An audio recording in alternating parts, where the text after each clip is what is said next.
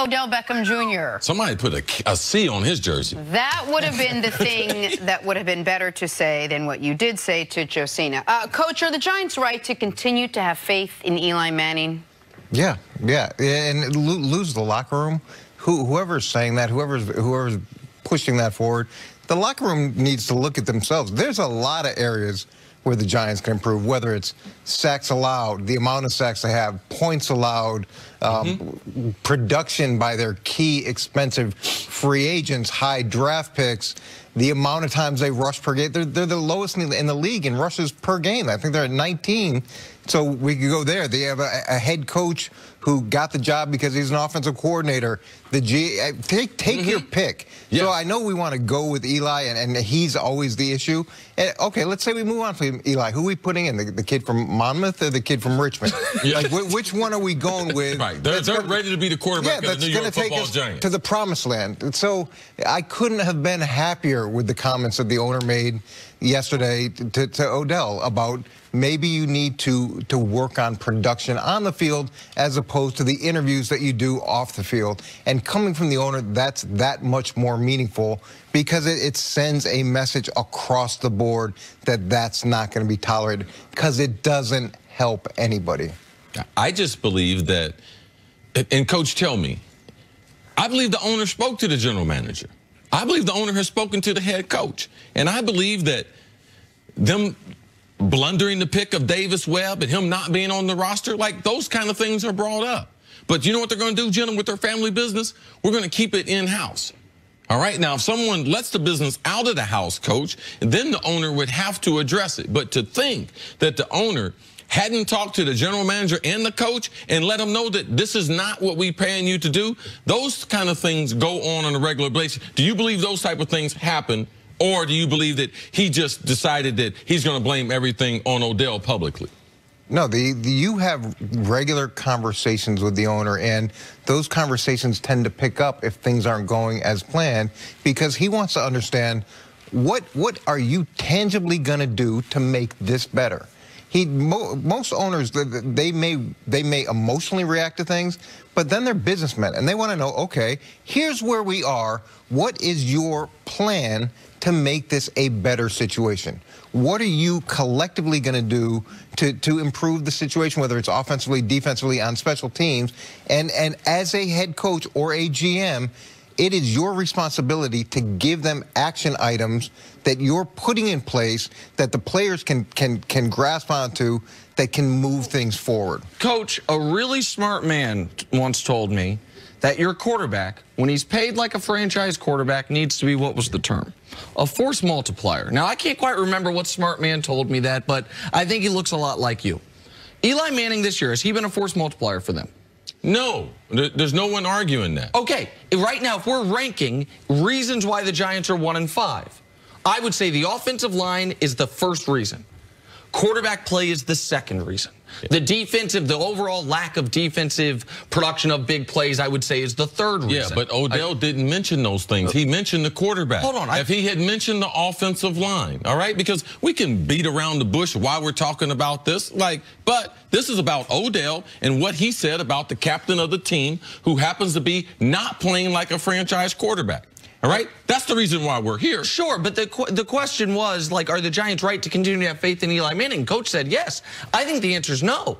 I mean, that's what I'm answering. Like, is Eli Manning part of the solution to the problems of the Giants? In 2018, no. Does that change his status as an all-time Giant great? Of course not. Who are they going to put in there to give him a better chance to win? Well, and look, we also talk about, in terms of force multiplier, and you look at the New England model, is understanding what people do well. And it's not like Eli's skill set snuck up on anybody. He's had a lot of success doing things a certain way. And having a running game that's effective is part of that program. Being able to run passes off of play action is part of that program. And you need to also cater the things that you do to help the person who's in that position be as successful as possible and maximize their skill set. When you're at 19 carries a game collectively and you've got the #2 overall pick at running back, that to me doesn't seem to make very much sense. So when you say the owner talks to the general manager, who talks to the head coach, and say, what's the plan? Put the plan in action.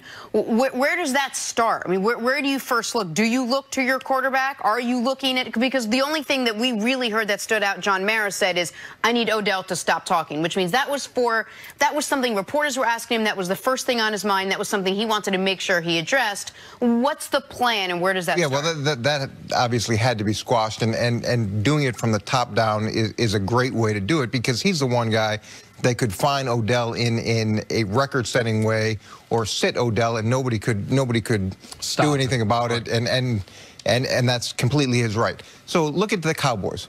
The Cowboys have been struggling offensively, but to their credit, they did more move the pocket plays. They had more quarterback design runs. They did some other things offensively to help them. They ran the ball more consistently. So that there was a plan. They put the plan in place. Whether or not it's sustainable, we'll have to see, and they're going to have to adjust that. But I give them credit for looking at where they were and saying, okay, we're going to try something different. Right. And now, what are the Giants going to do differently than what they've done before, besides play better? Okay, that's the common thing. We need to play better. I get that. But what else are you going to try to allow those guys to play better? What they have to try to do is support the quarterback for the season. They decided before the season started, with this pick, all right, we're going to go with the running back, because they believed he was the best player in the draft. It wasn't about a quarterback. They thought he was the best, going to be the best pro. That's why they went with Barkley. So now they decided we're going to support Eli. That's by supporting him, by getting a left tackle, by trying to come up with a running game. But coach is talking about, from a creative standpoint, they have not helped Eli. So the offensive line and the lack of a consistent running game, it doesn't allow Eli to play at his best this year. So there's a number of problems. But we have to address the Odell thing, because I had Tom Coughlin here, and he is legendary as a disciplinarian. I end up firing him, and one of the reasons was the kid with the hair. All right, we end up hiring the offensive coordinator, because I thought it might be best for this offense moving forward. We end up firing him. Why? Because of lack of discipline with the kid with the gold. McAdoo firings on Odell now? He was injured last year. Part of it, Nick. It was part of you couldn't control him. You don't think that was part of it? Ben McAdoo being fired? Ben McAdoo, when he had Odell... Okay, you assume that then. You go by that assumption that his inability, because I can guarantee you, if he could get Odell the ball, and him and Odell had a great relationship, and Odell was growing, that would have been part of, we got to keep McAdoo. Why? Because the kid goes with McAdoo. Sure, but my point is he didn't have a chance to show it, because the year he got fired, Odell missed almost the whole year with injury. The Coughlin thing I can give you. But how are we going to, we're going to blame Ben McAdoo's firing on Odell? Like that, to me, Nick, that's I'm not unfair. blaming anyone. I'm just telling you what's real. All right? If you can control the guy in the organization, they're going to keep you around. There's a reason why they drafted Randy Moss. You know the reason why? Me. And I'm in that building. And they knew they could trust me to be able to handle him. There's a reason why they fired Tom Coughlin. It wasn't all to do with Odell, but that was one of the parts. Sure. When back McAdoo, his inability to put a game plan together, his inability to be able to manage a team. And I got a star. How are you with the star? Not great. So you think that was a positive? No, that's the reality of being in the NFL, and that was McAdoo's fate because of him. And Tom Coughlin, part of that was because of him. Those are our reality, regardless of what we want to believe. They went the shutdown Eli route last year. That didn't work out real well. Yeah, there is no plan for this year. So that's what I was going to say. Let's get back to it. What is the solution with Eli? They're going to ride him out the rest of the season. When Davis Webb didn't make the team, that was also a failure on the front office, not having that high-quality draft pick. He should have been a better player and should be on the roster right now. Well, if things go the way they are going, they'll have an exact same chance to do exactly what they should have probably done last year. Coach, stick around. Coming up.